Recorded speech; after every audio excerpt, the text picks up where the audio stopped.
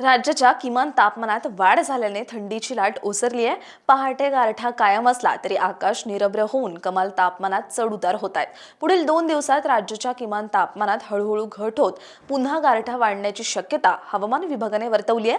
उत्तर भारतात थंडीची लाट कायम असून शुक्रवारी म्हणजेच काल 5 डिसेंबर रोजी पंजाबच्या अदमपूर येथे देशाच्या सपाट भूभागावरील निचांकी 2 अंश तापमानाची तर सकाळपर्यंतच्या 24 तासांमध्ये कर्नाटकातील होनावर येथे उच्चांकी 35.5 अंश सेल्सिअस तापमानाची नोंद झाली। राज्यात कोकणातील रत्नागिरी येथे 34.5 अंश सेल्सिअस कमाल तापमान नोंदवले गेले।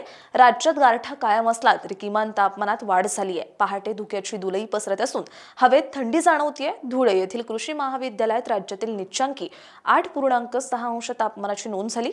निफाड येथील गहू संशोधन केंद्रात 9.9 अंश सेल्सिअस तापमानाची नोंद झाली। उर्वरित राज्यात पारा 10 अंशाच्या पुढे गेल्याने गारठा कमी झालाय।